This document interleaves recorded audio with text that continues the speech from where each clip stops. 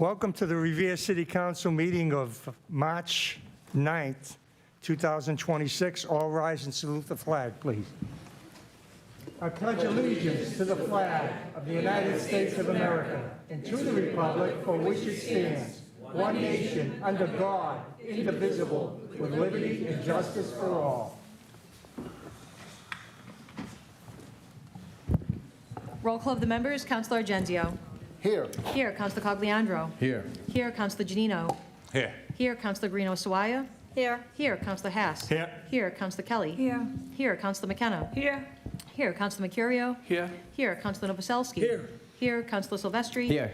Here, and Council President Zambudo. Here. Here, a quorum is present.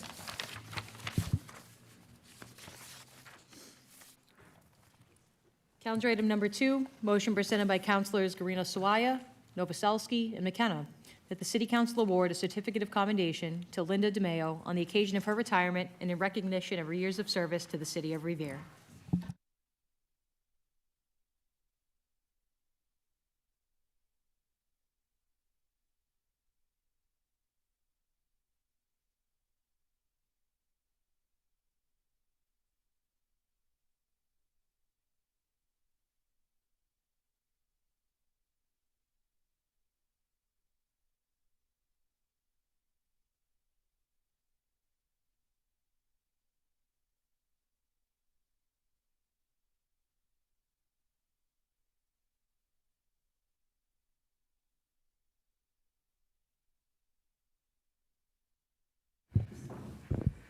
Good evening, everyone.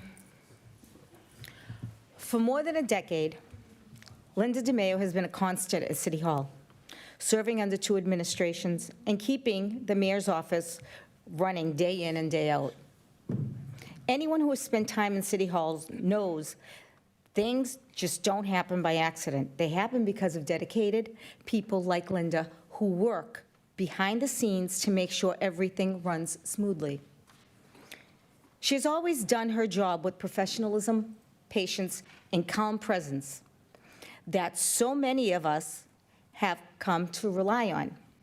But most importantly, she has always treated people with kindness and respect, and that's something that truly makes a difference. On a personal note, I'm proud to say that Linda is not just someone I've had the opportunity to work with, she has also become my friend. That makes it even more meaningful to me to be here tonight to recognize her. Linda, thank you for your years of dedication to the City of Revere and for everything you've done for the residents and for all of us who have had the pleasure of working alongside you. Congratulations on your well-deserved retirement. We wish you nothing but happiness and relaxation in this next chapter. Thank you.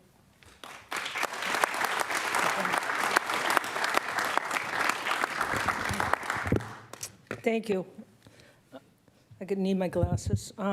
Linda, I'm going to say it really brief, but I'm just wishing you a wonderful new chapter in your retirement, one that's filled with happiness, good health, and plenty of travel. I know you're going on a big trip pretty soon. Best of luck, whatever lies ahead. Thank you. You're welcome.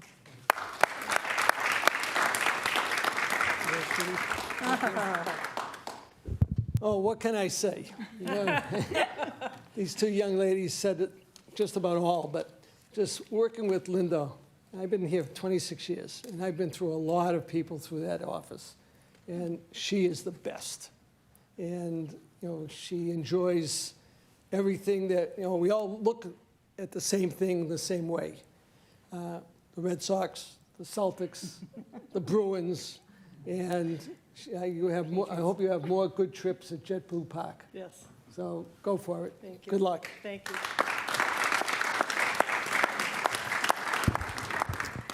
So the certificate reads, City of Revere Certificate of Commendation and Acknowledgement and Recognition of Extraordinary Distinguished and Meritorious Public Service during your employment with the City of Revere. Special recognition is hereby accorded to Linda DeMayo, Office of the Mayor.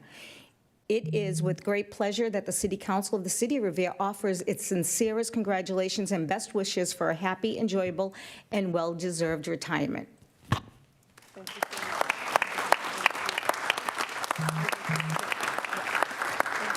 Pictures.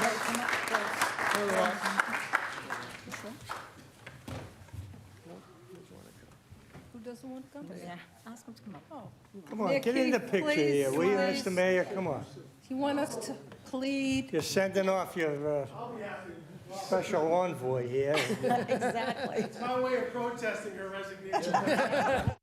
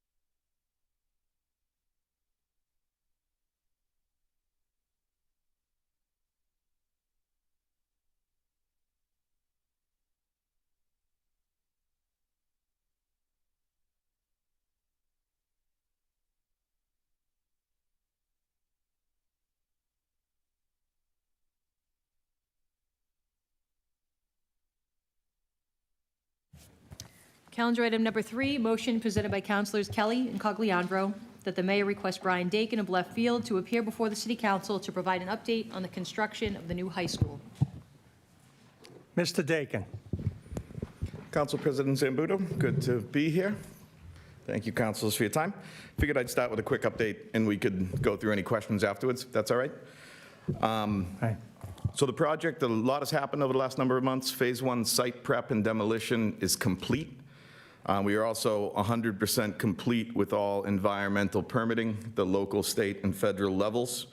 Through the late fall and into winter, most of the focus on site has been a very large soil operation, soil handling, sorting, exporting to landfills, et cetera.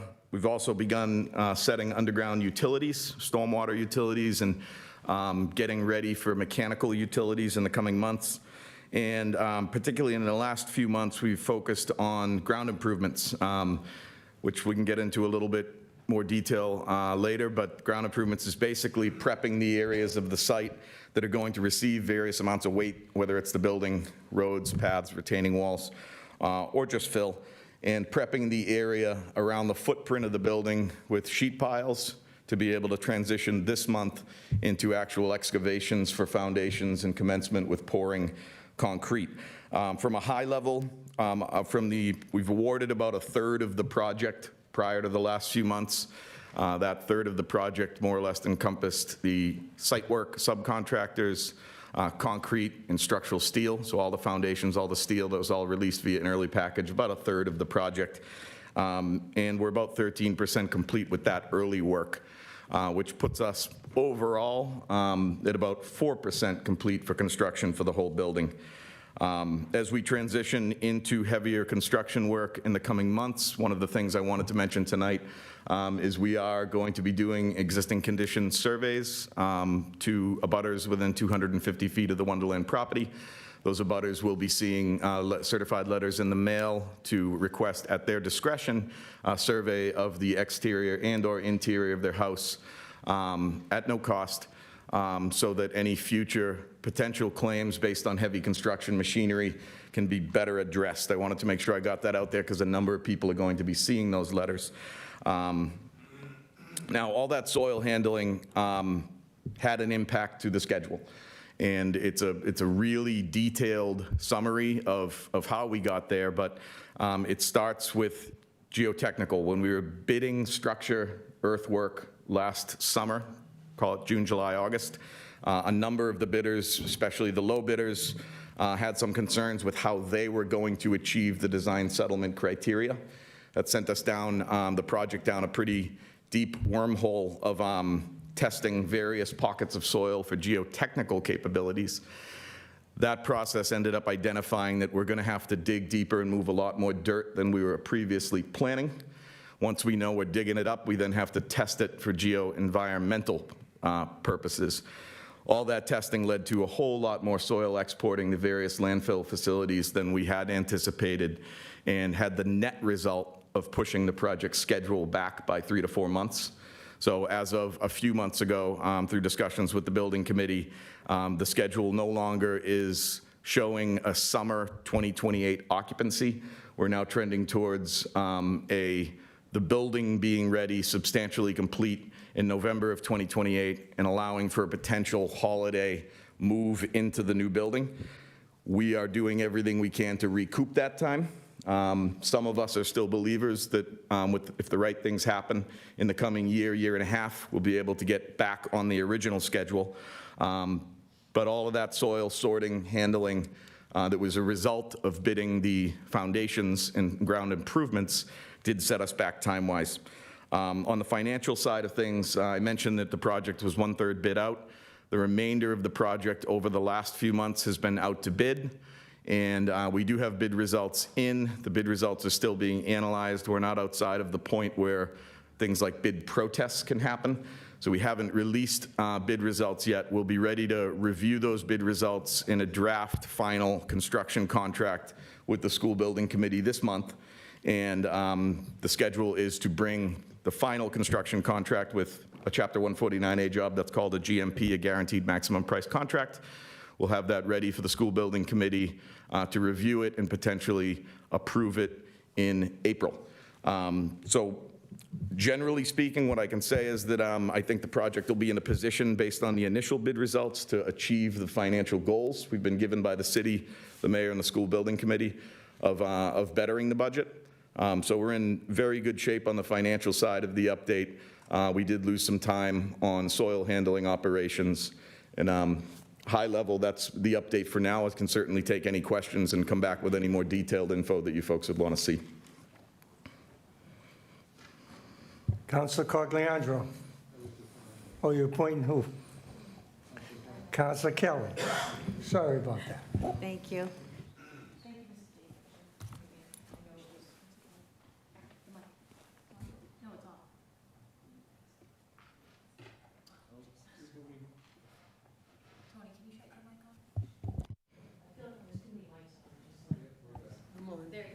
On? Okay. Thank you for coming in.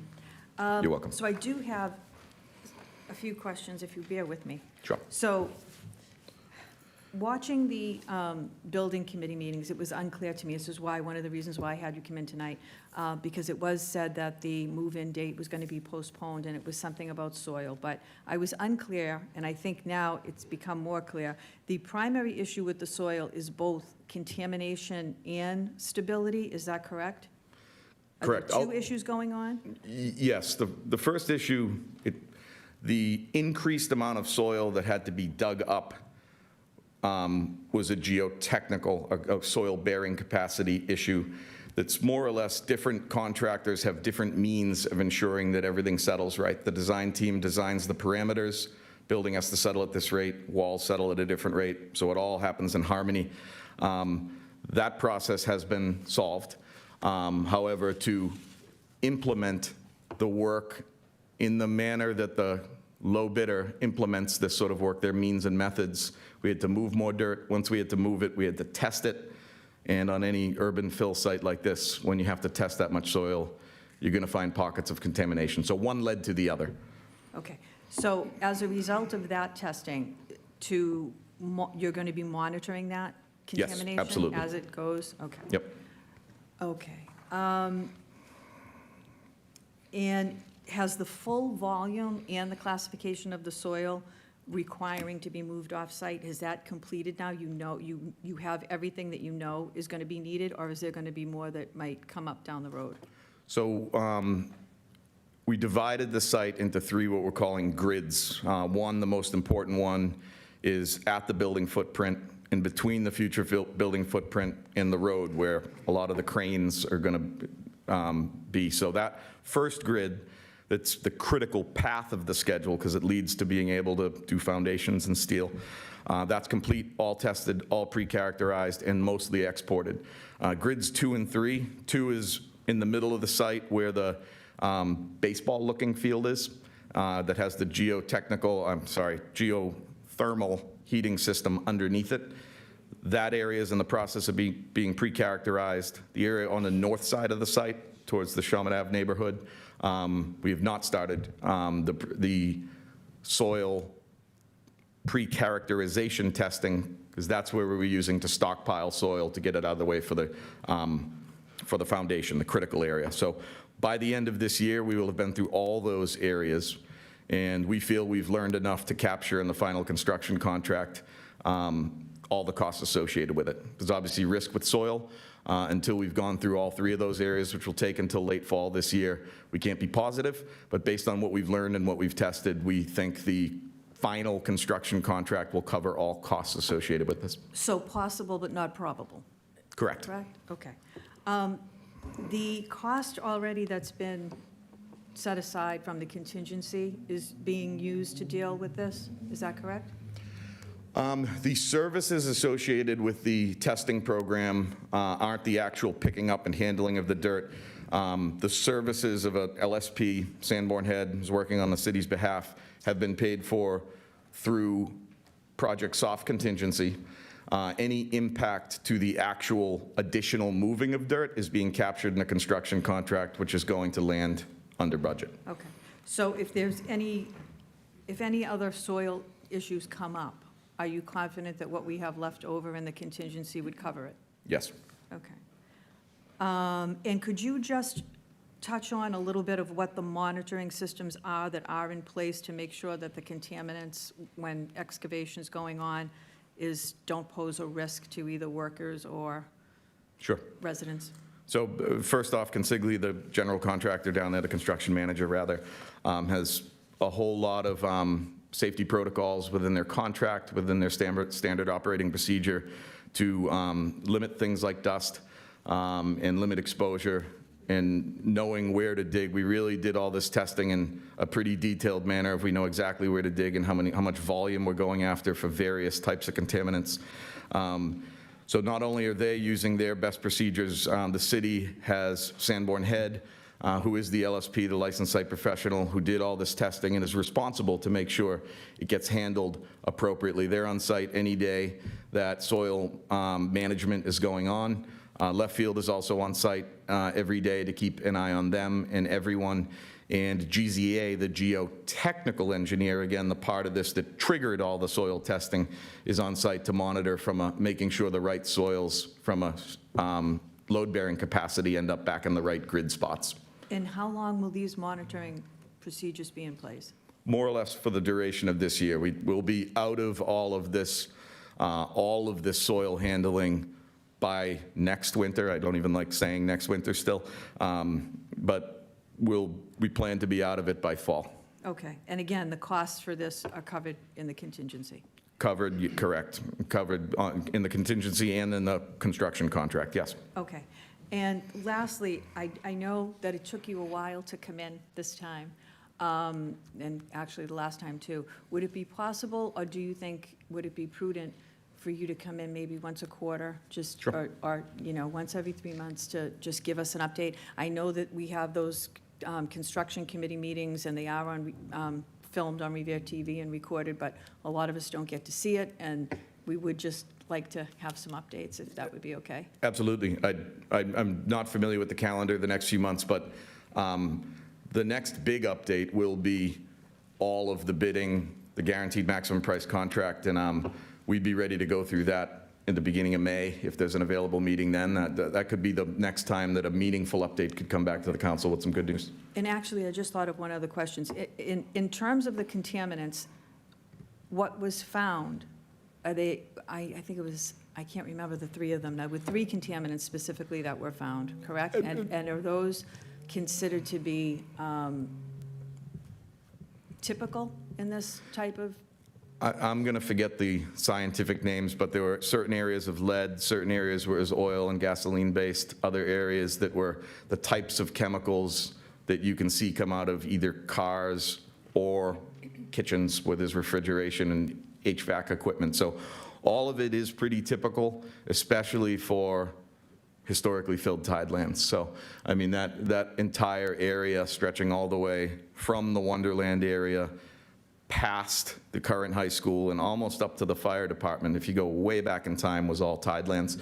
And what we're finding is typical of the urban fill that was used to fill tidelands 130 years ago. Okay. And the surveys that you mentioned that would be sent out to abutters within a 250-foot zone, that has nothing to do with the contaminants? No. It has to do with the construction? Vibration, yeah, correct. Just making, if there happens to be any damage, we'd like to capture the current scenario and helps everyone be on the same page. If heavy machinery that's drilling the big holes or putting in the steel might cause issues to abutting properties. Understood. Okay, thank you, that's it. Thank you, Counselor. Counselor Cogliandro. Thank you, Mr. President. Brian, thank you for being here. Thanks for always being willing to come up here. Counselor Kelly asked a few of my questions, so at this point, I have one left. I'm on the building committee. I'm up to date on a lot of things. Has there been any more talk about where we're putting the commuter rail? Yes, less so on the project side, but that's something that I keep my ear tuned to on the city side. This might be I think I saw Tom behind me. Tom would have a more meaningful update than me, but yes, there's been progress. At the rapid pace of state government, after 3.5 years of issuing the earmark, they now have a designer on hand with MBTA that had their first coordination meeting with Brian and his team about a month or so ago, and now have taken into account the site plan and everything that we've put together for the high school, and are figuring out what the optimal siting would be accordingly. And then they'll be checking in and coordinating with them over the next year as they're conducting the building project. So I would imagine that these projects, if they're still doing the commuter rail, are not going to happen concurrently. Correct, yeah. But in your opinion, do we have room to still put it there? Because it'd be really nice to have a commuter rail, you know? We are going to work to ensure it happens there. If it's tweaked, maybe slightly different from where we're envisioning it now, but along the line, we need to have a commuter rail stop there, so we're going to make sure that happens. Thank you. And I think May would be a great time to have you come back and give an update once all the bidding is done. Thank you, Mr. President. Thank you, Counselor. Counselor Novoselsky. Thank you, Mr. President. And Brian, thank you. I'm sure you know what I'm going to say. As far as the flooding that happened several months ago at one of the businesses across the street from the school. Yes. And I received many, many phone calls from her, especially late at night, when all this transpired. And I do want to thank MassDOT for sending a crew down so quickly to try and solve the problem. Unfortunately, the problem was more on the site, the school site. Can you tell me exactly what happened? Sure. So more or less the area that call it south of the garage through the whole marketplace area where that business was, it all drains towards Wonderland, both at the surface level and underground. The city, separate from this project but in parallel, is revising some drainage that's running along the roads there. And the project, one of the main underground drainages from that area, from the rotary into the site, ran under the roads and right into the old dog track loop and continued on. That piece of pipe is right under where the building goes. It was also basically not functional. It was ancient. And so a bypass for that, a pumped bypass system to be able to coordinate the work the city's doing on the road and the project was doing and ripping up all the old utilities to make way for the new foundation. A pumped bypass system was put in place there, and it initially proved not to be adequate. So the contractors that we've worked with and the city engineers that we're in touch with about this on a weekly and daily basis when it was happening, we've upsized and doubled down on pumps to the degree that the site work contractor actually on off hours and weekends has an employee staying locally in a hotel who's effectively the person who needs to make sure those pumps are always running. So we are bypassing some of the drainage to install new drainage, both on the city side outside the project and within the property at Wonderland. And that was a hard lesson learned from the initial bypass that was put involved. Just wasn't beefy enough, wasn't getting enough water through it, and needed to be upsized and better monitored. Thank you.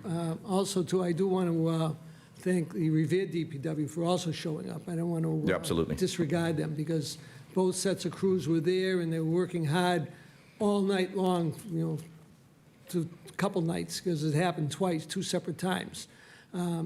Now, are we going to be able to get reimbursement for that business, for loss of business? That's an interesting question. I would probably have to chat with a number of other people from the city, but it's something that could be pursued.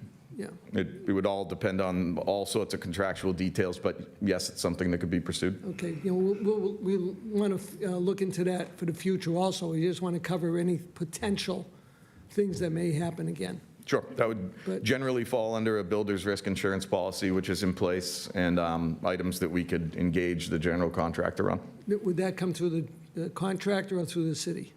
It would more or less have to come from the city to the contractor. Okay. Yep, good. Okay, I'll tell them that. sure. Thank you very much, appreciate it. You're welcome. Thank you, Counselor. Counselor Guarino Sawaya. Thank you, Mr. President.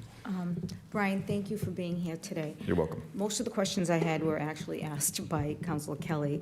I do have one more. That certified letter that went out, that was regarding the construction noise that could ruin people's foundations, right? Yep, mainly vibration-based, yes. Vibrational, okay. So can the council be privy to these letters that go out to abutters? Sure, and they haven't been sent yet. Just to describe it a little more, there's going to be a cover letter with my name on it that just explains this is typical, there's no cost to you, it's optional. And then the survey company who, as people fill out a form and say, yes, you can look at my exterior of my house or interior, a company shows up, takes pictures, documents it, so. Yeah, we got one down Yep. in the Pines for the MWRA. So I know what it looks like, but I just want the councilors to be able to get all this information that does go out to the residents. Absolutely. To the abutters in particular. As the construction progresses, what steps are being taken to minimize the impact of the surrounding neighborhood, particularly the neighborhood behind the high school, which is my ward, and including the traffic and the noise? I need to know, like, what type of mitigation plan is going to be in there, as well as the safety concerns concerning the contaminated dirt. Sure. So we have, from a vibration point of view, we have vibration monitors installed around the site, including on the north side towards the neighborhood. We also have permanent until we're done with exporting dirty dirt, permanent air monitors on the site as well. If either of those go off, one from an airborne particles point of view, one from a vibration point of view, if anything exceeds the specification, the construction site team instantly knows, the construction site's instantly shut down, and we will work to minimize it happening again. So it's a live system that we're using via monitors, both from a contamination air, sampling the air as it reaches the property line, and also vibration at the property line. Consigli will know instantly if any of those thresholds are tripped. Left field will know instantly. Work is shut down, and we then work to Are stop. those the air quality monitors? Is that what you're Yes. using? Okay. Yep. And now a letter will go out explaining all this stuff to residents as well, or are we going to not tell anybody? I mean, I'm concerned about the cancer-causing carcinogens that'll be in the air. Do you know what I'm saying? There's a lot of dirty dirt there, and I can tell by the different colors on the tarps. There's a lot So of different types of each- contamination, Yeah, there's all different types of dirty dirt. Yep, so our responsibility and mandate is that none of those airborne particles travel off of the site, and we're using the monitors to ensure that doesn't happen.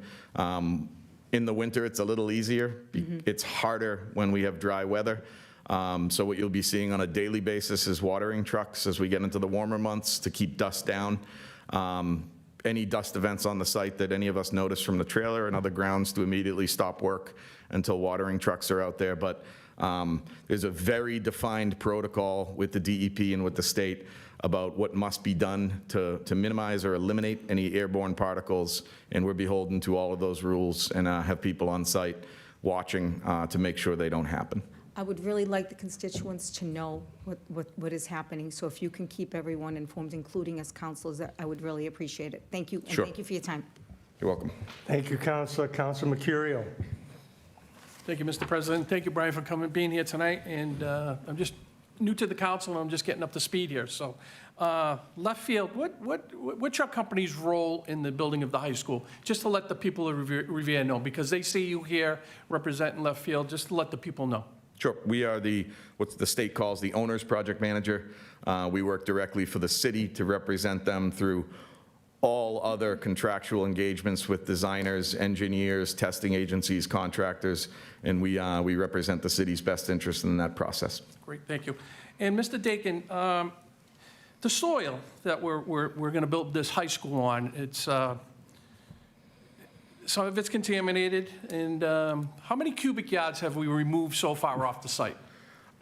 When I was driving here, I realized I should have looked that up today. It's hundreds of thousands of cubic yards. I could Hundreds get a of more thousands. specific. Yes, it's a lot.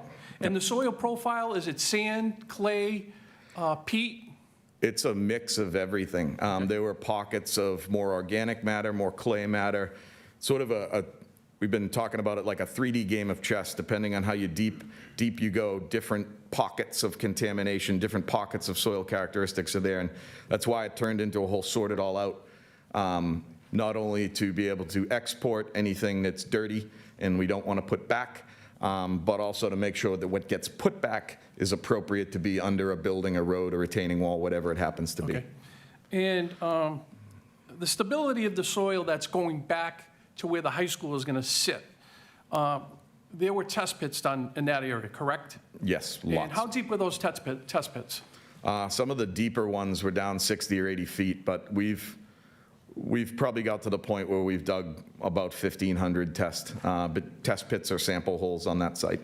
So 1,500 test pits. test pits and drilled sampling holes. The test pit's a little bigger than actually going in and drilling for soil characteristics. Yes, but I understand the process. we have focused on the area around the building. In any areas where there's built up grade, there's a lot of weight to test at almost about a 20-foot grid, 20 to 25-foot grid. We started this process thinking about a 200-foot grid, and the more we learned about the soil, the grid got smaller and smaller. So we're pretty much have tested a grid in all but the edge areas of the site that aren't getting much grading or any buildings. We've tested it about between 20 and 25-foot frequency. Okay. And the test pits being that deep, did you encounter water? Absolutely. Groundwater's only about a foot below the average grade of that site. Okay. And the process of putting the foundation in, explain to the people a little, is it drill and fill, meaning you drill and put concrete in and then build a foundation on top of that? Is that the approach we're taking? Generally speaking, yes. We have deep piles with rigid inclusions, and those are rigid inclusions, sort of an industry buzzword to talk about how soil improvements will connect to the foundation. But generally speaking, it looks like a traditional deep footing foundation that has a lot of technology underneath that to ensure the stability of the soil and to ensure that the settlement rate of the building settles in harmony with the built-up areas outside of it, the walkways. So getting them all to settle at the right amount is really the key. And you talk about settlement rates. What's the rate going to be in an area like that you, according to engineering studies, what's the settlement rate on a big building like that? An inch a year, 2 inches a year? You're talking with the way that the ground improvements are being implemented, we're probably talking an inch or two a year during construction. And because of the ground improvements that are being put in, we're trying to get all that settlement up front to be able to monitor it during construction. Okay. And the key after construction is that it's all settling at a different rate based on what's on top of it. And getting all those rates to continue over the next number of years at the correct rate is a big key. But we're looking to see the vast majority of the settlement during construction based on how the ground improvement subs are implementing the ground improvements. Okay, great.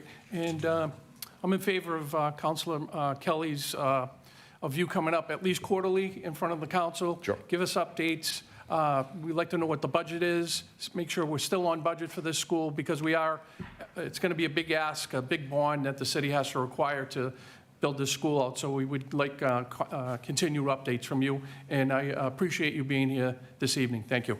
Sure, thank you. Thank you, Counselor. Counselor McKenna. Thank you, Mr. President. Thank you, Brian, for being up here. I would just like to know, just myself, how deep the contaminated soil went, because I know when they were building the casino, it went like 12 feet or whatever it went. So I was just, do you have a number on that? It very much varies by area. Some of the deeper areas are closer to 20 feet. Some of them are higher up in the soil. It really depends on how it was filled, when it was filled. That site wasn't all filled at once.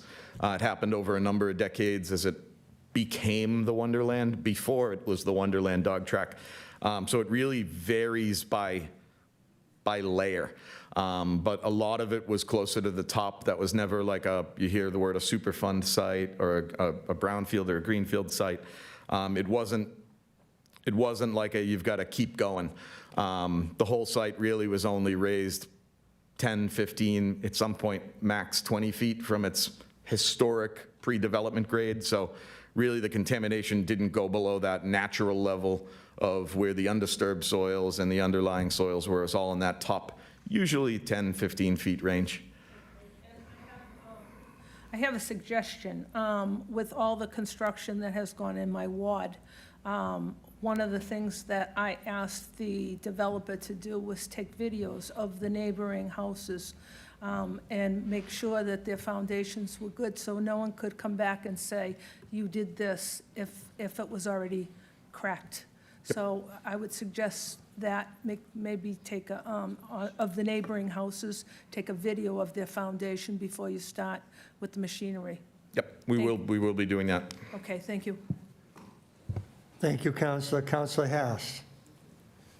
Thank you, Mr. President. Brian, thanks so much for being here tonight. I just wanted to touch on the timeline and your expectations of the timeline. I know you originally said, well, the original date was the summer of '28, and now that got pushed back to November '28 with the holiday move, I think you said? Yes. And that would be fully functional, correct? Correct. Student, staff, everything. And in your experience, what would have to happen to get back on track with the summer 2028 opening? That way it just coincides with the school year and we're not looking at a December move or a January move. Yep. Thank you. A lot of things would have to happen, and that's why I think you'd get two slightly different answers if you were asking the contractor and asking us as the OPM. But we've got to get out of the bidding process. We have all the bids, but we've got to get out of the bidding process with no protests. We don't have any protests to date.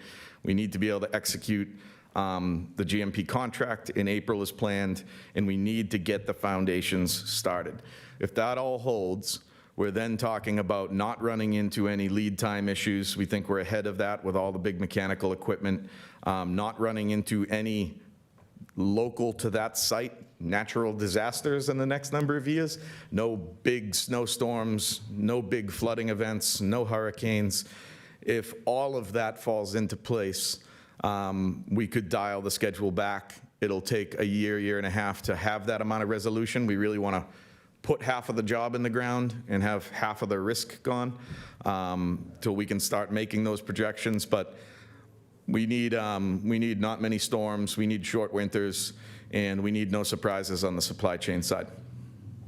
But it's something that's definitely possible, correct? I think it's possible. And Thank you. certainly what we're gonna work towards, even if it doesn't pan out, because if we can't get the kids in there in the summer, it still is beneficial to the school and the city to have a longer runway to get familiar with the building, to retest all the systems, to do training, et cetera. So we're still gonna try to, even if we can't get it all the way back to a summer move, we're still gonna try to push it as far back as we can to increase that runway of occupying a building of that size and complexity. Thank you. Thank you, Counselor. Counselor Silvestri. Thank you, Mr. President. Brian, thank you for your time tonight. I really appreciate it. Majority of the questions have already been asked, but just so we can touch base again real quick, all the issues we talked about, soil contaminants, sinking of the foundation, these are all issues that you all deal with on majority of sites, correct? Yes. Yep. And the contaminants you're finding, there's nothing like super out of the ordinary about No. them? Nothing that's dangerous or anything that we don't want to build a school on? Yes, 100%. I've never done a school project where there isn't some amount of this, especially on a site that, hasn't been a school for the last 100 years, call it, if there were other uses on the site. Okay. So it's normal in my experience. Okay. And what about transporting it when it leaves? That's just as safe, or? Yep, it's all regulated. There's checklists that go right into the truck with the driver that have to show up there's a lot of facilities we're trucking to throughout the Northeast, depending on the type of contamination and basically the cheapest the cheapest regulated and appropriate place to put it. We're trying not to send this all to the place that might be the most expensive, so we're dealing with around a dozen different landfills and trying to send the right things to the right places to do it cost efficiently, but the whole trucking process is regulated, typical of any construction process, and as long as we have people watching it by the time it leaves the site, it's then the hauler's responsibility to show up with the right paperwork and do the right things on the way, and that's all covered with our subcontractors that are working for the project. And lastly, just once the project's complete, we talked about some weather issues that might happen. We don't want it to set us back now. What could happen in the future once the school's done? We're taking risk mitigation now and with the land to prevent that from happening in the future, correct? Yes, and a lot of it is about the design, the underground design of that site and the grading of the site has really been designed to be as resilient as possible. And the main way to improve flooding events of the abutters around the site is what I would call the greenification of that site, where in the end, the final design for this school, this project, this site, is somewhere around half the pavement that was there when it was the dog track. That's the biggest cause of runoff and not giving an area for that to percolate back into the water table.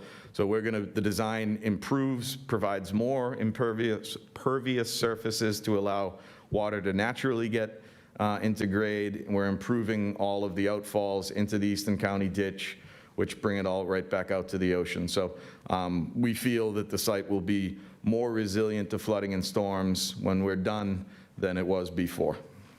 Thank you very much. Thank you, Counselor. Anyone else? Thank you very much for your time. Thank you all.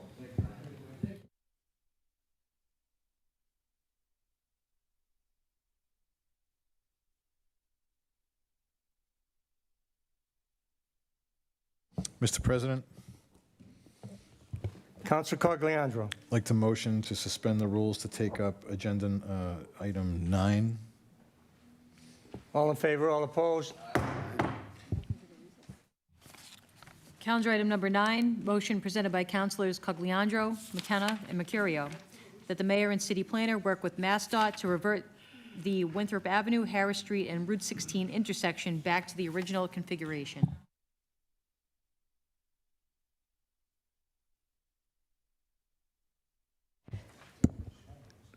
City Clerk, I'd like to take a brief recess.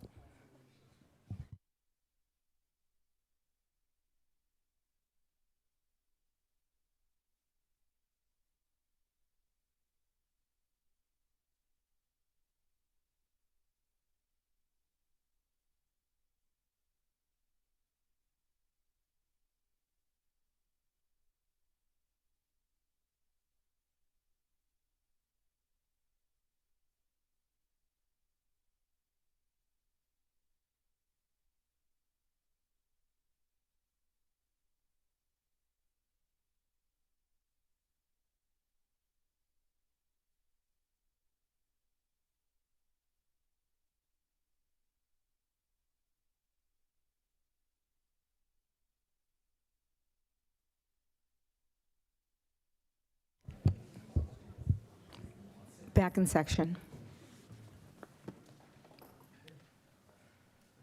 Repeat it. Can you want to read it again? Thank you. Again, we're on calendar item number 9, motion presented by Councilors Cogliandro, McKenna, and Mercurio that the mayor and city planner work with MassDOT to revert the Winthrop Avenue, Harris Street, and Route 16 intersection back to the original configuration. Counsel Cogliandro. Thank you, Madam Vice President. First and foremost, I filed this motion on behalf of the residents in the... Yes, ma'am. Absolutely. I filed this motion on behalf of the residents in the Harris Street area, the East Mountain Ave area, the Beach Street area. I could keep going on and on. I've never in my life, and I've lived in this city 43 years, seen a simple street reconfiguration affect such a huge portion of the city. I want to thank the city planner, Tom Skorowski, and his team. They're going to be speaking tonight. And right after this, we'll have public comment. I know a lot of people have things they'd like to say, and you'll be heard. Unless anybody else wants to speak on them. Oh, yes, I'm sorry. Go ahead. Well, Counsel McKenna. Thank you. So we talk about Harris Street, but I would like to raise a serious concern about the recent traffic change on Revere Beach Parkway, Route 16, heading into Bell Circle towards Beachmont. Since the installation of the red light for vehicles turning towards Beachmont, traffic has been backed up all the way to the Revere skating rink and further. Drivers are waiting up to 15 minutes in traffic, and it's not only residents, it's commuters too. And it's never been backed up like that before. We've always had a yield sign. Previously, there was a right-hand yield sign with just one lane. It wasn't two lanes, so that's why they had to put the red light in place, and the traffic flowed much more efficiently. The current light appears to be creating significant congestion in the area.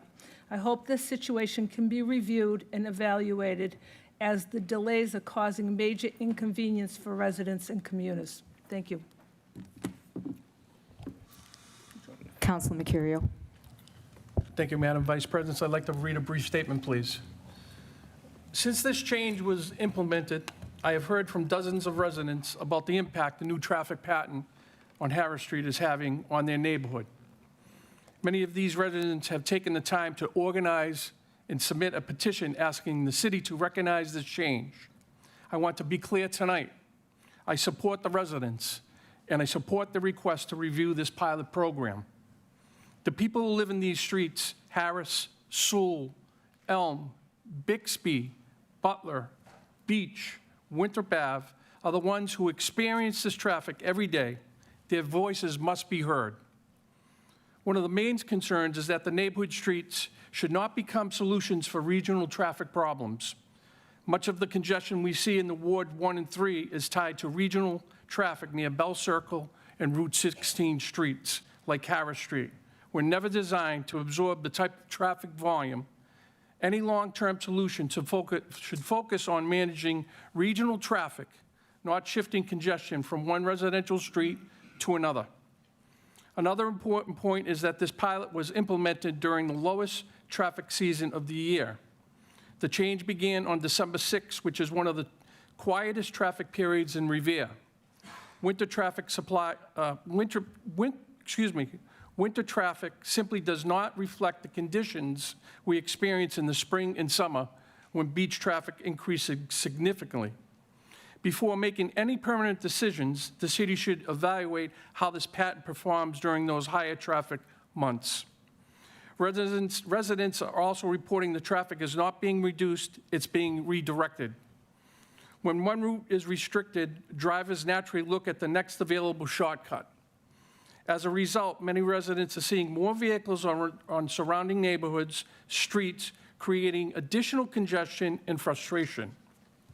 I have experienced firsthand increased backups at many key intersections near Winthrop Ave and Beach Street, Central Ave, and Route 16.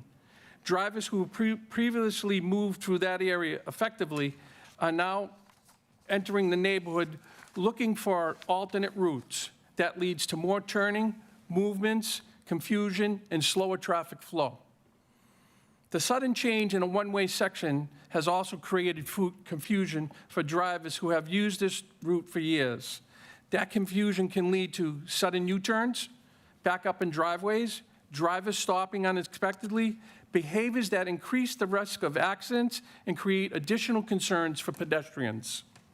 Finally, we must consider the quality of life that impacts the residents of Ward 1 and Ward 3, already experienced heavy traffic due to regional congestion. Diverting additional vehicles onto residential streets affects safety for children walking in the neighborhood, increases noise, impacts parking, and ultimately affects the livability of these neighborhoods. The petition submitted by residents shows that this is not just a few complaints. It represents a significant neighborhood concern. And again, the people who live on these streets are the ones experience these conditions every single day. Their lived experiences should be an important part of evaluating whether the pilot program is working. The petition is not about opposing progress. It's about asking the city to review the impact, listen to the residents, and consider adjustments in the plan if it is not working.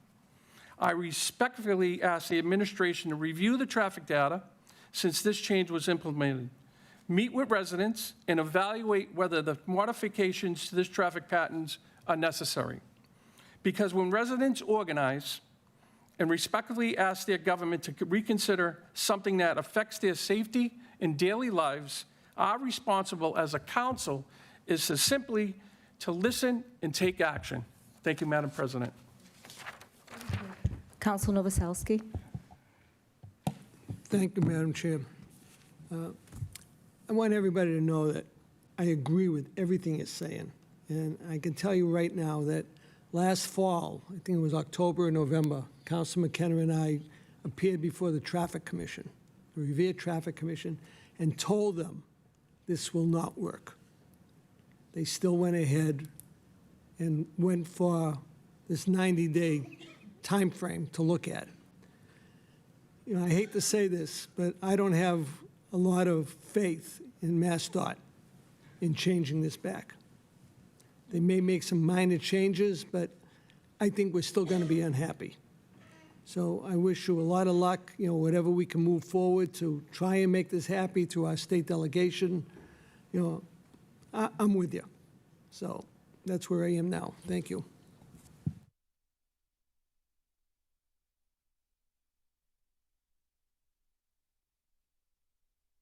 Councilor Guarino Suaya. Thank you, Mr. President. Surrounding neighborhood streets are now carrying unintended traffic, resulting in congestion and driver maneuvering challenges. Residents have seen a large amount of cars backing into driveways. I've gotten phone calls about it. When they realize they're going the wrong way, they had to turn around. When traffic is pushed into smaller streets not designed for through traffic, accidents, risks, and neighborhood safety concerns increase. Exactly what my fellow councilors have said. The project was a 90-day trial monitoring pilot, and with promised data evaluation and potential tweaks, there have already been an astronomical amount of public comments about confusions. Tons of confusion going on over there. People don't know where they're going, what they have to do, and this is causing accidents. This is very detrimental to this neighborhood. I fully support reverting the Winthrop Ave Harris Street section back to its original configuration because the current changes have created confusion for drivers, increased the potential for accidents, and have not improved traffic flow at all. Residents have voiced concern that the pilot has not achieved its intended goals, and returning to the previous layout will restore the clarity and safety for everyone using this intersection. And once this happens, I am asking to add into the motion law enforcement at peak hours to make sure that things do run smoothly. Thank you. Thank you, Councilor. Any other councilors? We'll hear from the director.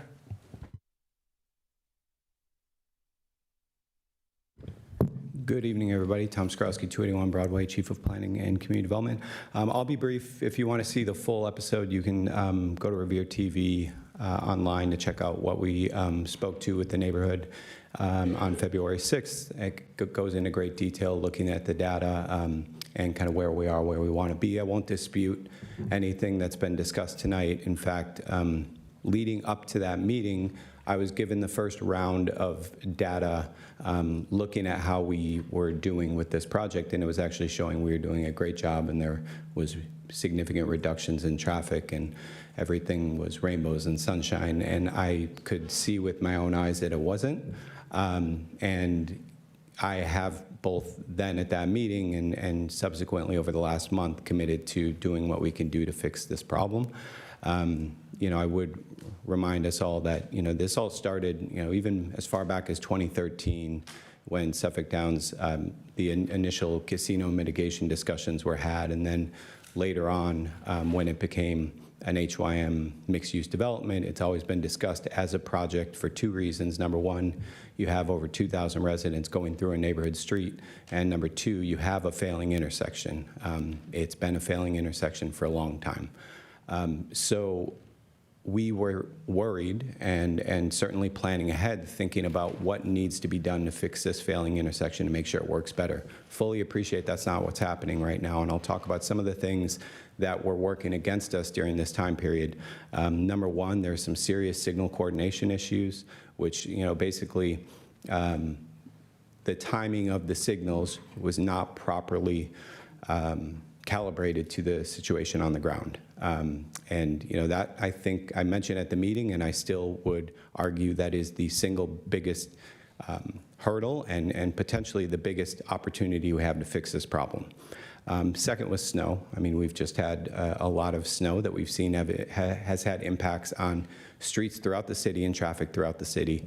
Third is just behavior change. So as a few people mentioned, this is going to require a change in the way people act, whether they're going to choose Winthrop Avenue or Beach Street, or if they're avoiding the neighborhood cut-throughs. There was certainly a period of time in the beginning, it's waning, but I understand it's not completely gone away, an issue where people are still going down Harris Street expecting they can get out, and they're confused.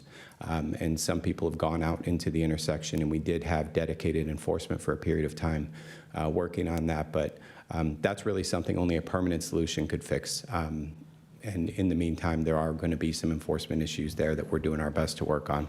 Another issue is the Bell Circle bottleneck. So we have an additional plan to add a slip lane to Bell Circle so folks can actually get right onto Route 16 and take that double left-hand turn onto Winthrop Ave and utilize the new signals there. And that would basically provide an additional outlet for some of this traffic and some of this queuing, but there is that bottleneck right at PLS check cashers. So we have been working through design and working to resolve that issue. I think when that happens, there's going to be significant updates. And then I think another thing, in my opinion, that we had working against us here is we always chose a solution that I think was going to please no one, because we didn't do what actually had to be done, which is, going back to my earlier statement, we wanted to move 2,000 cars off a neighborhood street. We did not want to redirect them. But there were, I think, 4 different traffic commission meetings where different iterations were discussed, and ultimately it was landed on, in this pilot, having still the ability for traffic to go through Harris Street, then turning on Sewell and to Library and out back to Winthrop Ave. Personally, I think if we want to do this right, we need to close off access to the neighborhood altogether. But I think before we get there, we need to do several other things to create the conditions where that will work.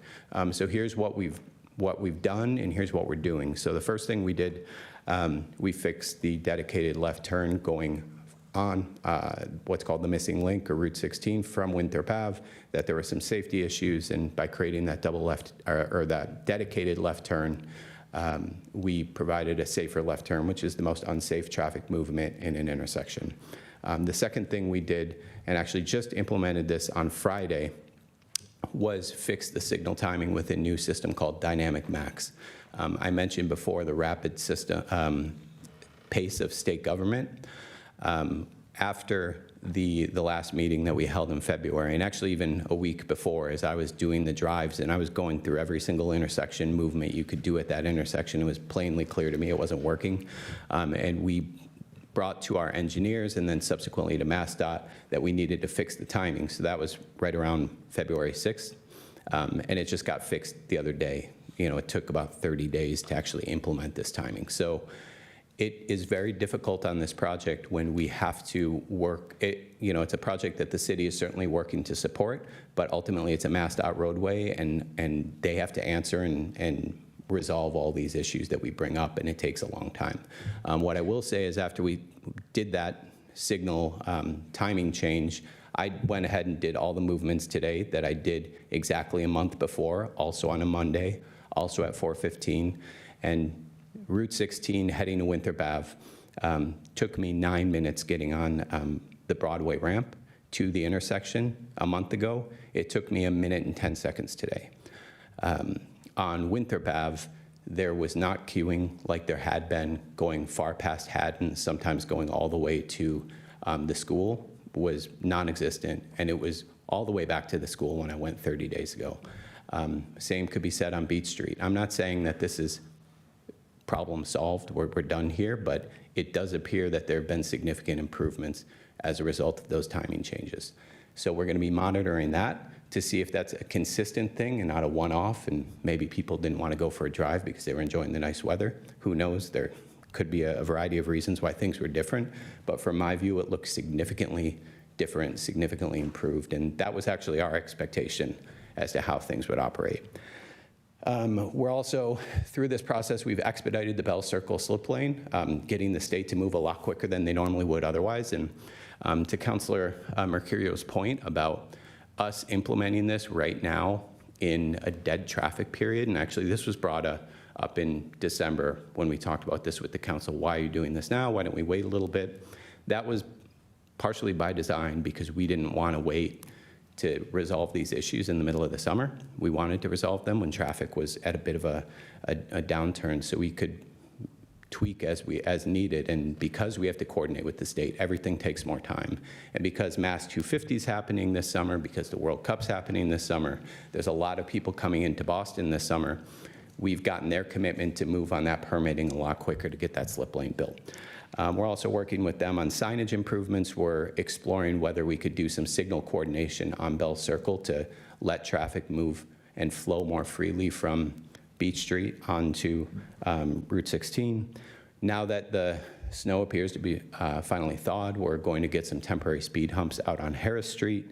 We're also going to get some traffic counting signs on a number of the roads throughout the Library Street neighborhood to look at both volume and speed to see if there are any issues where, you know, we solved traffic on one road but created them on others. We're basically expanding our data collection effort, but that's another thing that the police did not want those signs out until the thaw because there's a lot of issues with salt corroding the material or the equipment, and they wanted to make sure it was going to be, it wouldn't damage the equipment. And then we also need to actually work on a permanent treatment, whether that is keeping that existing one-way to Sewell or making that entire stretch of Harris Street one-way altogether. We can't have this sort of period that we're in today where we have something that doesn't look like a permanent solution, and it confuses a lot of drivers. Ultimately, we also committed to meeting with a resident focus group. I think there was a suggestion that was brought up in the meeting by Councilor McKenna. I haven't had just one person who'd be interested in doing that, but basically when we take a look at the data, take stock of where we are, we'll meet with the resident focus group. I'll put another call out if anyone else wants to join it.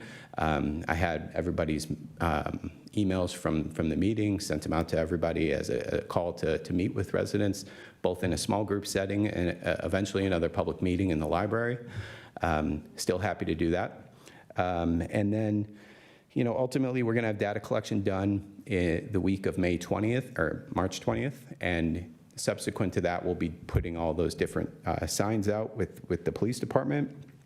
We'll have a neighborhood meeting and a focus group if there's a critical mass that wants to join one. And then in April, we'll reconvene with the Traffic Commission to talk about next steps. And I'll tell you all what I told the group that met at the library last month, which is that I am confident that if we make these tweaks and these changes right now, we can create a better condition than what is there today. If that's not the case and it's not helping and it's getting worse, I'm not going to fight for something that doesn't work.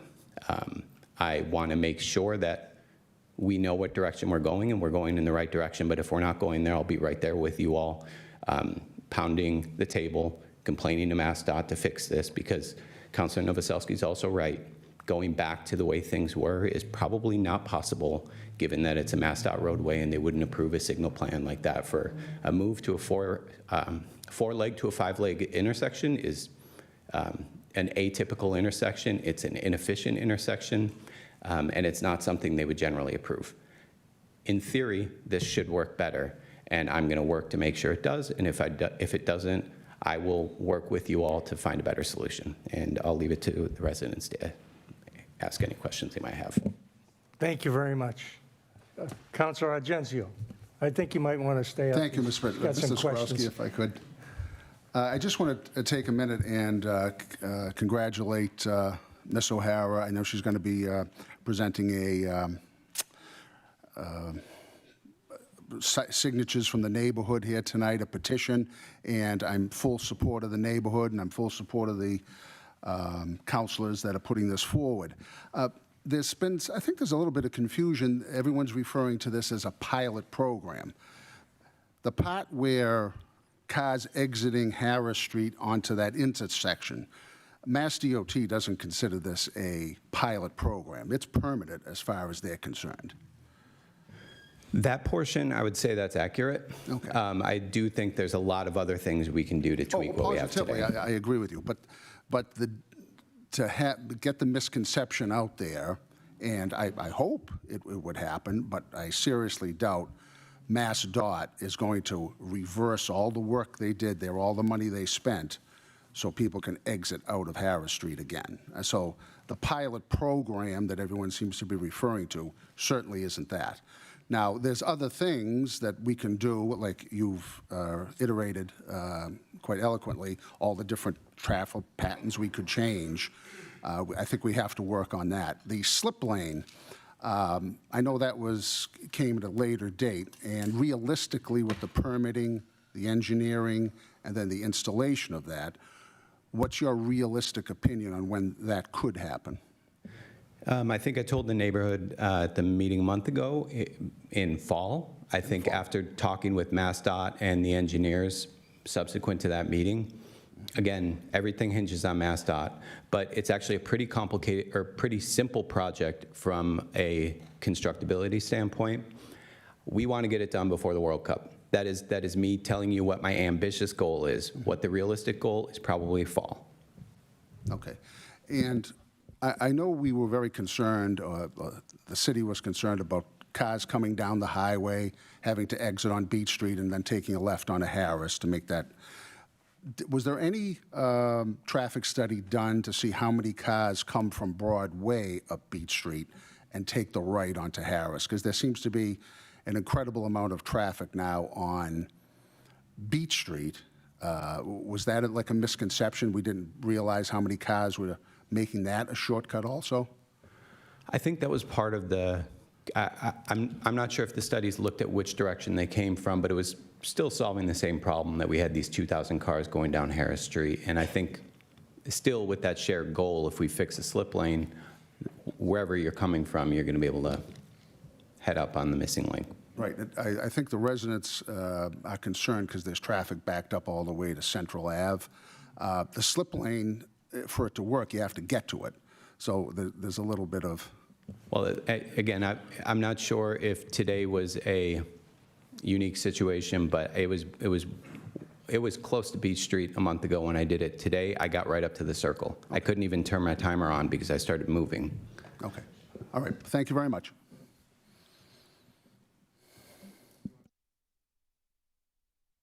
Councilor Novoselsky. Thank you for the leeway, Mr. President. You talk about the slip lane. I have yet to see any plans or what it's even going to look like, how it's going to work, even if they were temporary plans. So I have no clue what it looks like and or how it's going to work. I'd be happy to share that. I didn't bring it tonight because I believe we talked about it at the council meeting in December, but then certainly at that meeting in February with the neighborhood. I'll share the link to that meeting from Revere TV, and I'll also share the plans with the council. You're welcome. Thank you. Go ahead, Councilor Mercurio. Thank you, Mr. President.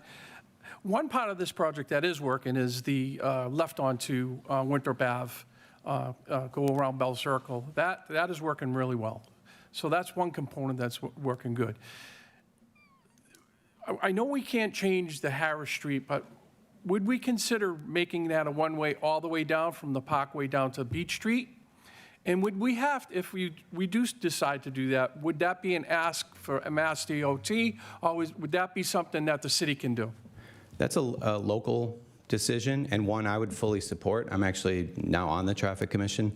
The last time around, I was not, but I would feel comfortable doing that if the conditions I saw today were regular for an extended period of time, that we could make a judgment that things were working. If there is a significant backup still on Beach Street and Winthrop Ave, I would want to wait until the slip lane's done to fully get that accomplished. But I think that has to happen at some point, whether it's in a month or in 6 months from now when that slip lane is done, because otherwise we're just playing a game of whack-a-mole, and that doesn't make any sense. Councilor McKenna? Thank you, Mr. President. Thank you for the leeway. How can MassDOT dictate city streets? I don't understand that. They can tell us what to do, and there are city streets? So Harris Street, they can't tell us what to do. But insofar as Harris Street connects to a state-owned and maintained traffic signal, they can. So the signal at Route 16 is owned by MassDOT. Although we led the effort to tweak the signal, it was at their behest. And I think, these discussions that started in 2013 probably started because of their push to fix this intersection. I don't want to sound too fatalistic and say we can't do anything about this Harris Street deal.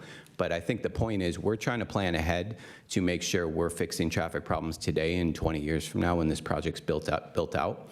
If we can't notice demonstrable improvements, I can make that case to MassDOT and try to fix it. But what I'm saying tonight is I think that if we make those fixes, things will get better. It's going to be a better intersection, and MassDOT wouldn't consider reversing it because it's supposed to work. I understand it's not. But traffic engineering 101 tells us that moving from a 5-leg to a 4-leg should work. And these tweaks that we made should make the signals more efficient. And I really do think it's a matter of coordination and timing. So I think time will tell over the next couple weeks if that's true. Everybody done with questions here? Okay, so we're going to return to the regular order of business. Oh. Yes, of course. Mr. President? On the motion, I guess. All in favor, all opposed? So ordered. Now we're into the public comment period. Madam Clerk, you want to define that? Public comment time pursuant to Chapter 402 of the Acts of 1965, Revere residents or business owners only. Please provide your complete name and address for the record. Indicate which council order number you will be speaking on. 2 minutes per person allowed, and public comment period is capped at 30 minutes total. Okay, so anybody that wants to speak, you're going to have 2 minutes and only 2 minutes. And but we want everybody that wants to speak to please come up. Mr. President? Councilor Cogliandro. Just for everybody, I know you guys are all here. I just want to, the rules state that you're supposed to, tell us what you're here to speak on. It's 26-052. I think everyone here is speaking on 26-052, right? Okay, thank you. Thank you for that, Councilor. I assumed everybody knew that that's what everybody's going to speak on. But I appreciate clarifying it. Thank you. Molly Name and address, O'Hara, please. 270 Beach Street. Good evening. We may hear alternative fixes proposed tonight, Respectfully, we have already had that conversation on February 10th. Residents showed up, adjustments discussed, concerns were acknowledged, yet nothing has changed. The gridlock continues. Residential neighborhoods are overwhelmed. Intersections are backing up well beyond capacity. This is a daily occurrence. Emergency vehicles are delayed. Parents are navigating unsafe school drop-offs. Residents sit through multiple light cycles just to leave their own streets. Drivers are cutting through side roads at unsafe speeds. Public safety and quality of life are being compromised. I understand that reversing Harris Street may require signal reconfiguration in coordination with MassDOT. I understand that it may not be simple, but complexity does not justify inaction. Residents are not asking for layered adjustments or more experimentation in surrounding neighborhoods or more skewed data. They are asking for a clear correction to the change that caused this disruption. I am submitting this petition with over 200 signatures on behalf of residents who want decisive action, not another round of modifications. Fix the problem. Restore Harris Street. Thank you. Thank you. Name and address for the record. My name is Travis Alpert. I'm a member of East Coast International Church, 19 Coolidge Street. Sorry, I'm slurred. And I own and operate a business in Revere. I'm just here to speak on the Harris Street thing. You guys know I do a lot of community engagement, and I have met regularly with people who live on Harris Street. You know, Tom's fighting the good fight when it comes to DOT, but it's a little bit ridiculous, right? Like, they're studying commuters and the impact on commuters, but we're looking at the impact on the community and people who live here directly and how it impacts them. So as much as we can involve the community and the neighbors in this process is going to be the most valuable thing, because DOT can make their decisions, and sure, they are the state and Route 16 is there, but this is impacting people's lives, not just how they get to work and what avenue they decide to take, right? And I love the whack-a-mole reference. 30 days to have a difference, right? We're fortunate. Tom went out today, right, and took a timer and timed the intersection, and now we're finally seeing the difference. And so I think it needs a little bit of time. I think people need to experience that difference now that the signal has changed. But can't help but say it's a little bit ridiculous. We can't continue to yield to DOT, especially when we have conditions all over the city of state roads that are horrible with potholes and snowbanks and et cetera. So just thank you guys for how much you guys work for the community. Thank you, Tom. And you know, I just want to encourage everybody to continue to collaborate. And also, if you're watching, you should be here, because I know there are people that live at Harris Street who this is impacting and they're not here. So thank you, guys. Thank you. Thank you. Next.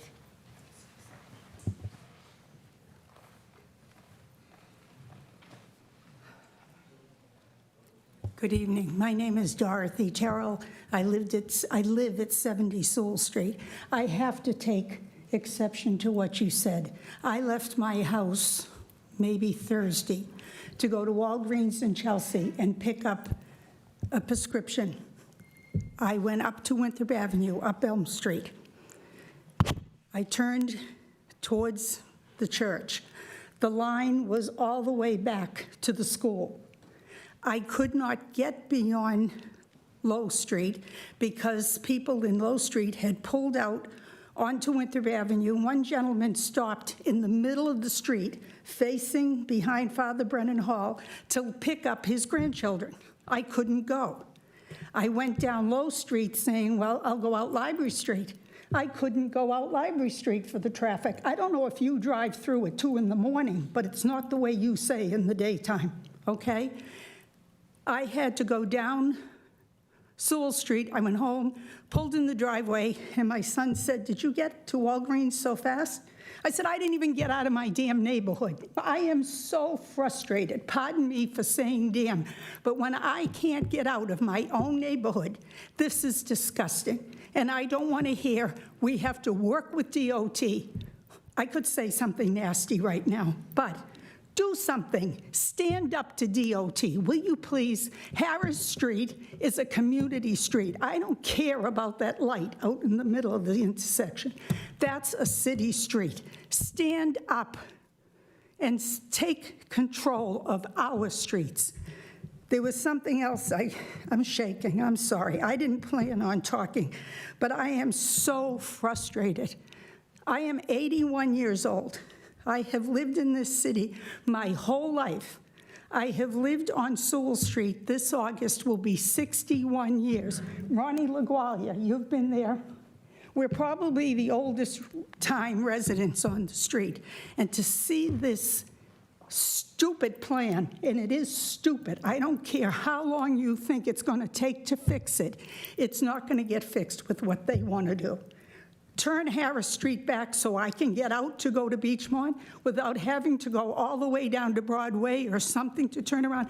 This is the most asinine thing I have ever seen. Thank you. Thank you.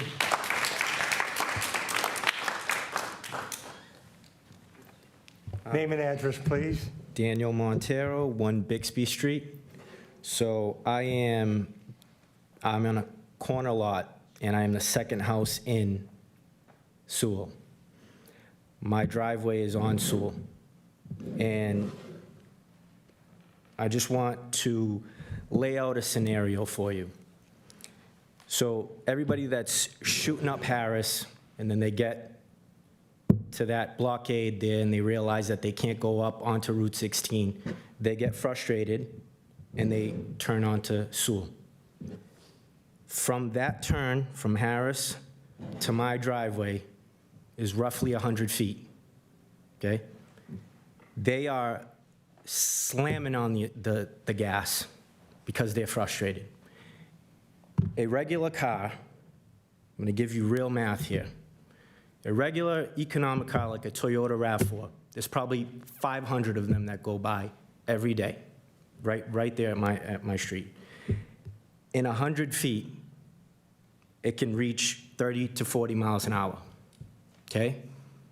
A regular car like that, 0 to 60 is 8 to 10 seconds on average for just a typical car that everybody has, right? Not a sports car. So in that 100 feet, they'll be directly where my wife parks her car, okay? And pulls out groceries, pulls out my 5-year-old, pulls out my 7-year-old, okay? So what's gonna happen, I know Mass DOT doesn't wanna change this back, but I'm gonna tell you what's gonna happen. You need 40 feet to come to a complete stop if you've gotten up to 30 miles an hour. That's well past my wife and kids.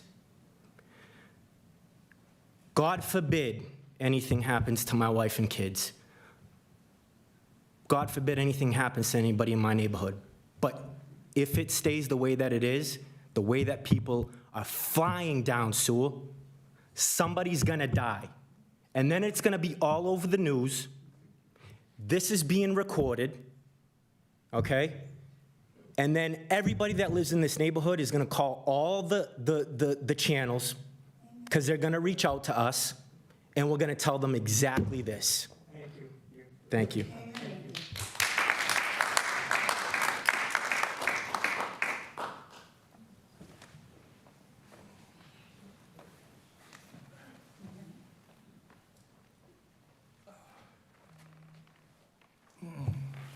Name and address, please. Ed Terrell, 70 Sewell Street, Revere, Mass.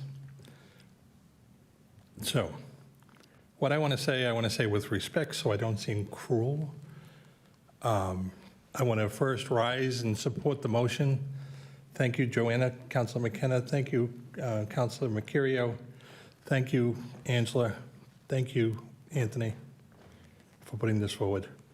Well, you added something. I cannot express my frustration with what has been happening.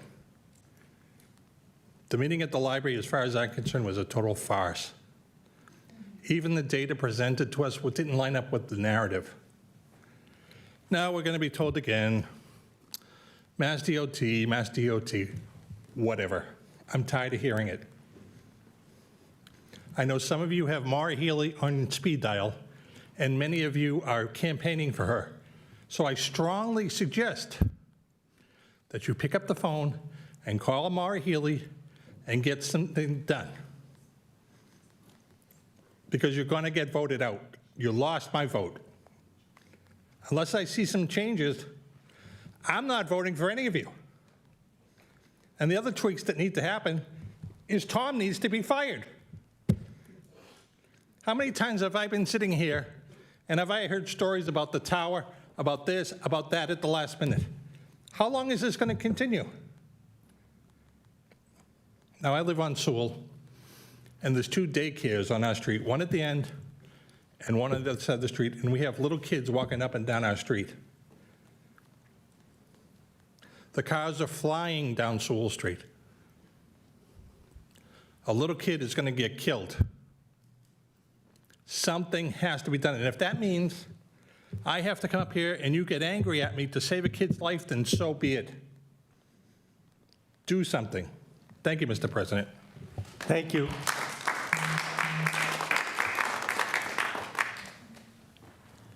At a minimum, there needs to be some enforcement on these side streets and to try to stop some of the speeding, because that's something we can do and should do and will do. Name and address, please. Cindy Evans, 54 Butler Street, good old Butler Street.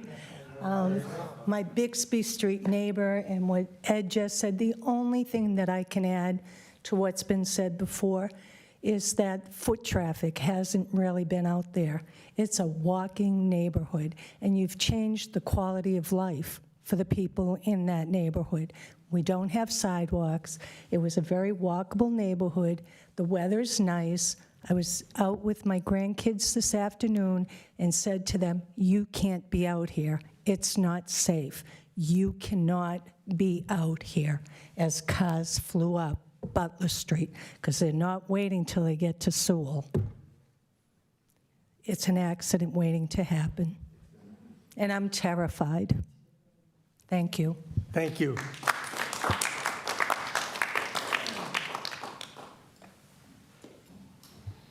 Anyone else? Here we go.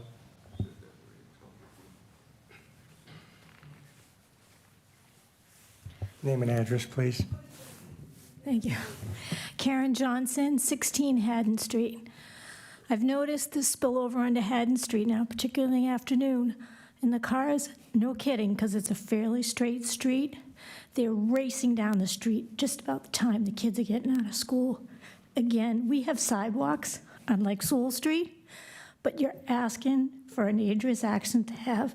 And let me tell you, I've experienced a tragic loss of a family member from a motor vehicle accident. And I don't wish that on anybody. And the citizens should have the right to say what goes on in the neighborhoods, not the state of Massachusetts. Thank you. Thank you.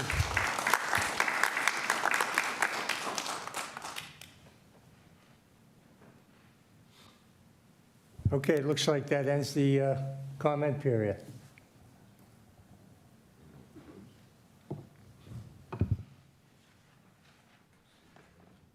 Next up is the zoning subcommittee report.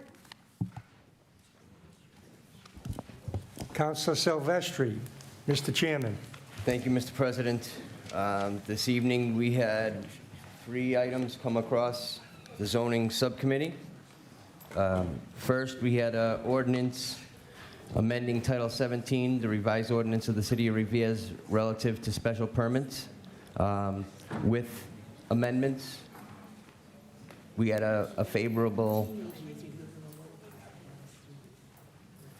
Can we just hold off a Yep, minute, we'll hold please, off. Mr. Chairman? Let's let everybody file out, and we'll take this up again. You got it.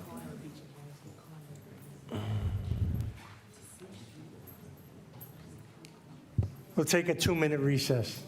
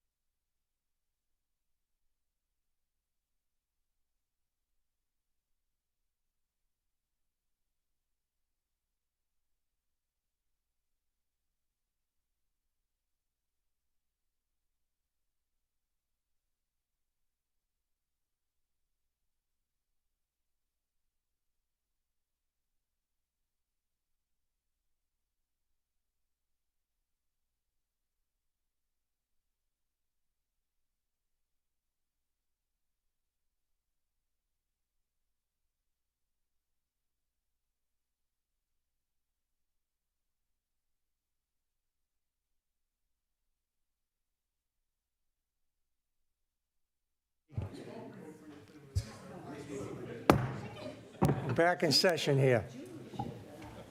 Chairman Silvestri. Good luck. Thank you, Please. Mr. President. This evening, we had the zoning subcommittee. We had 3 items on the agenda. First, we had an ordinance further amending the Title 17, the revised ordinances of the City of Revere relative to special permits. We voted favorably as amended, and yeah, we had a favorable vote. Roll call. No. On the second reading as amended. All in No. favor or opposed? No. It's automatically tabled. No on the second reading. Okay, automatically tabled. Okay. For the second item on the agenda, we had a special permit requesting to enable appellant to modify the non-conforming structure by converting to retail flower shop to a restaurant at 619 Broadway. With all the amendments and conditions, we voted favorably.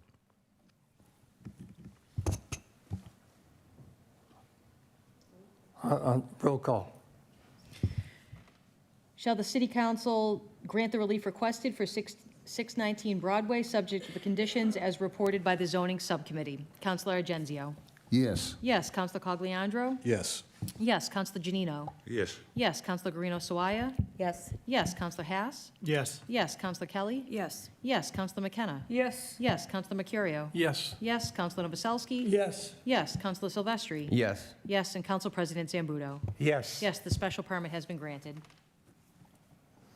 And then finally, Mr. President, we had a H&J LLC, 126 Morris Street in Revere, requesting a special permit to enable appellant to reconstruct and alter an existing and pre-existing non-conforming residential structure into a 4-story residential apartment structure consisting of 9 units at 95 Stanton Avenue in Revere.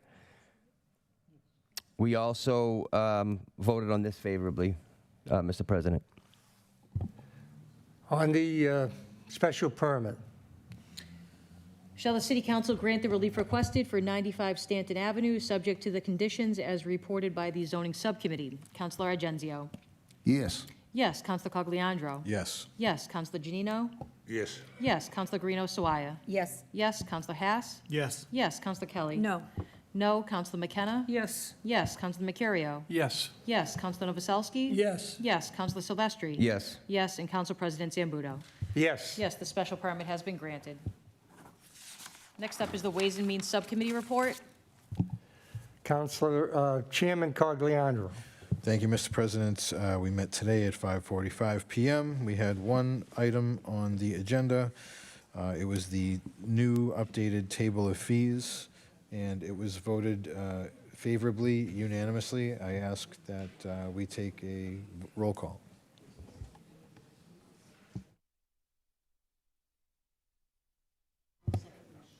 On the second reading, all in favor, all opposed? So ordered. On the third reading, all in favor, all opposed? So ordered. On engrossment and attainment, roll call. Shall the city council approve an ordinance further amending Appendix A, Table of Fees of the revised ordinances of the city of Revere? Counselor Agenzio. Yes. Yes. Counselor Cogliandro. Yes. Yes. Counselor Janino. Yes. Yes. Counselor Guarino Sawaya. Yes. Yes. Counselor Haas. Yes. Yes. Counselor Kelly. Yes. Yes. Counselor McKenna. Yes. Yes. Counselor Mercurio. Yes. Yes. Counselor Novoselsky. Yes. Yes. Counselor Silvestri. Yes. Yes. And Council President Zambudo. Yes. Yes, the ordinance is engrossed and ordained. Calendar item number 8, communication from the city auditor relative to the appropriation of ETP funds.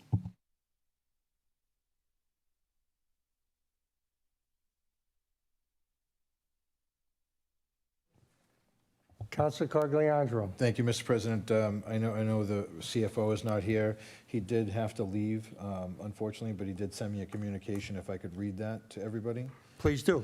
It says 2 items approved via the ETP committee at its last meeting. 1 for telecommunication upgrades citywide for school, city, and public safety, and 1 for a digital screen for parks and rec for multi-purpose use, including messaging to community, on events as well as for public screenings of movies, etc. The ETP Committee, Superintendent, CFO, Library Director, Elder Service Director, and others that sit on this committee already approved both purchases, subject to the City Council approval to move the funds in accordance with Mass General Law. The CFO recommends approval of both so that we can proceed accordingly. Thank you. On the motion, roll call. On the communications, I should say. Shall the City Council approve the following appropriations from the ETP Fund totaling $490,000, $115,000 for mobile LED screen for Parks and Rec, and $375,000 for citywide unified communications? Councilor Argenzio. Yes. Yes. Councilor Cogliandro. Yes. Yes. Councilor Janino. Yes. Yes. Councilor Guarino Sawaya. Yes. Yes. Councilor Hass. Yes. Yes. Councilor Kelly. Yes. Yes. Councilor McKenna. Yes. Councilor Mercurio. Yes. Yes. Councilor Novoselsky. Yes. Yes. Councilor Silvestri. Yes. Yes. And Council President Zambudo. Yes. Yes, the appropriations have been approved. Calendar item number 10, motion presented by Councilors McKenna, Guarino Sawaya, and Cogliandro, that the City Council award a certificate of merit to the nurse who risked her own safety and well-being by climbing over a barbed wire fence to administer emergency life-saving aid to a lineman who was electrocuted while repairing power lines on Railroad Street. Me. Councilor Kenna. Thank you, Mr. President. I'm going to read this. On February 28th, a utility crew was working on electric wires on Railroad Ave in Revere when a young man was electrocuted and was left hanging from his harness. Christina Lee from Montreal, who was driving by the incident, who happened to be a nurse, stopped immediately to help. She climbed onto a snowbank, went over a barbed wire fence, and attended to the man until the EMTs arrived. Her quick thinking and selfless actions that day were truly heroic and very likely helped save the man's life. If we were able to get her in front of this council, we just got her name today. We couldn't find her name. We couldn't find her address. And then the Chief Levita contacted the council, and they gave her her name to us, her address, and she does live in Montreal. So if we were able to get her in front of the council, we would very much like the opportunity to recognize her with a citation for her bravery and her compassion. Until then, we will place this recognition on hold until we hear from her. And until then, her actions should not go unnoticed. Thank you. Thank you. Councilor Guarino Sawaya. Thank you, Mr. President. Councilor McKenna, we will be sending her the citation via mail. We have her address. She is a heroine, and she really deserves this recognition, so we will be mailing the citation to her. Thank you, Councilor. Councilor Cogliandro. I was just going to say, if she can't make it, if she's from Montreal, I can't see her flying in just to receive an award from us. We could fly up there and bring it to her. Well, I was going to offer a road trip. But no, this is well-deserved. Absolutely. On the motion, all in favor or opposed? Calendar item number 11, motion presented by Councilors McKenna and Guarino Sawaya, that the mayor request the Revere Police Department to assign an officer to be present during city council meetings. Given the increasingly hostile climate and heightened concerns regarding public safety, having an officer in attendance would provide reassurance to councilors, staff, and members of the public. The presence of law enforcement would help ensure that meetings are conducted in a safe, orderly, and secure environment. Councilor McKenna. Thank you, Mr. President. I want to address a safety concern regarding our city council meetings. On March 2nd and tonight, the meeting had to go into recess because a man who currently has a trespassing order against him entered City Hall, came into the chambers, and sat in the front row. This is not the first time this order has been violated by this man. Police were called and removed him about 10 minutes later. Thankfully, the situation ended peacefully, but it raises an important question about safety for everyone in this room. Our meetings can sometimes be heated and confrontational. That is a part of democracy, and people have the right to express their views. However, without police presence during these meetings, there is very little protection if the situation escalates quickly. It only takes a few seconds for something serious to happen. Council members, staff, and members of the public should feel safe when attending these meetings. I strongly believe having a police officer present during city council meetings provides reassurance and helps assure that in any situation can be handled immediately if necessary. I'd rather be safe than sorry. So thank you for your time and consideration. Thank you, Counselor. Counselor Silvestri. Thank you, Mr. President. And I really appreciate Councilor McKenna's motion. Although the issue I have with it is either we're bringing someone in for overtime or we're bringing someone off the streets from a patrol to bring them into the chamber. And I just don't know if I could agree to that, to have someone come off the street or bring someone in on overtime. I think the way we handle it day to day is going well, and that's just my 2 cents. Thank you. Counselor Cogliandro. Thank you, Mr. President. I mean, I think the bigger issue is that people with trespass orders are allowed to enter buildings, you know, and there's no way really to stop them at the door. And I do understand the concern. I mean, this council's been threatened with gun violence before. And the only thing that I would want to know is what it's going to cost, so that by ordinance, we would have to do a financial impact statement. But I'm all for protection, and I believe that it would be overtime if somebody was to be here. It would almost be like a regular detail. So I would be okay with finding out what the cost of this is, what fund we're going to pay it out of, and let's go from there. Point of information, Mr. President. State your point. So when Chief Callahan was in office, we had a police officer here all the time. And how he did it was they had to rack up some hours, community hours. And that's how they used to come in here, and it didn't cost the police department anything. So, I mean, I don't know if Chief Levita does that. She's a new chief, and she probably does things differently. But, I mean, All right, I think we got your point. Okay, You thank stated your point. Thank you. Counselor Mercurio. Thank you, Mr. President. I think paying an officer... You get it last. I'm sorry. I apologize. I'm debating with one of my colleagues here. I think paying a police officer overtime for safety and protection and peace of mind on this council is money well spent, and I'm strongly in support of Councilor McKenna's motion. Thank you. Thank you, Counselor. Counselor Guarino Sawaya, your second time. I haven't spoken yet, and I'm the maker of the motion with Councilor McKenna. My apologies. You were supposed to speak one of the first ones. I apologize. That's okay, but everybody else just brought the points up that I wanted to speak about.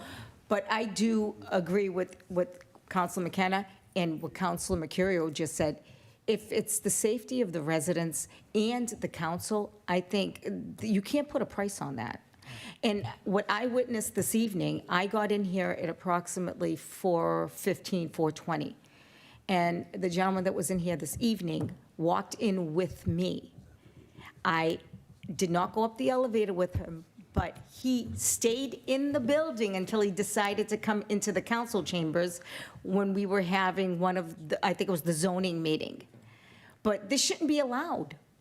He has a restraining order against him. He has a court order.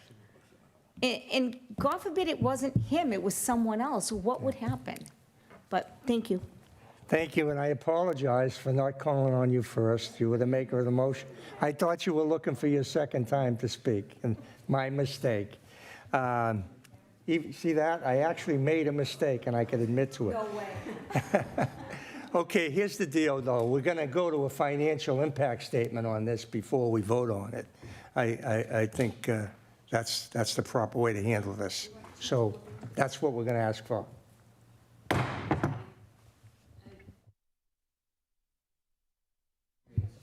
Yeah, we'll send it to Public Safety, and we'll, no, Ways and Means, actually.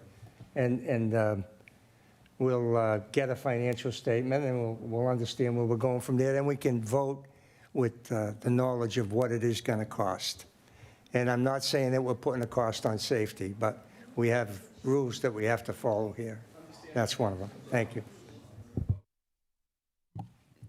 Calendar item number 12, motion presented by Councilor Guarino Sawaya, that the mayor request the Traffic Commission and Engineering Department to conduct a comprehensive citywide safety audit of crosswalk visibility, pedestrian signage, pavement markings, traffic signal timing, and traffic calming measures with a defined radius of public and private schools, licensed daycare centers, dance studios, youth recreation facilities, youth athletic fields and complexes, and senior housing complexes. Further, that the DPW, Traffic, and Engineering Departments report back to the City Council with findings, recommended improvements, estimated costs, and a prioritized implementation timeline. Also to be included is an evaluation whether additional flashing pedestrian beacons, raised crosswalks, or temporary seasonal signage would be appropriate in high-traffic areas. Councilor Guarino Sawaya, this time I'll call you on first. Thank you, Mr. President. The city's been doing a really good job painting crosswalk lines and putting up crosswalk signs. Can you hear it? It's on. It's on. All right, so the city's been doing a good job painting crosswalk lines and putting up crosswalk signs.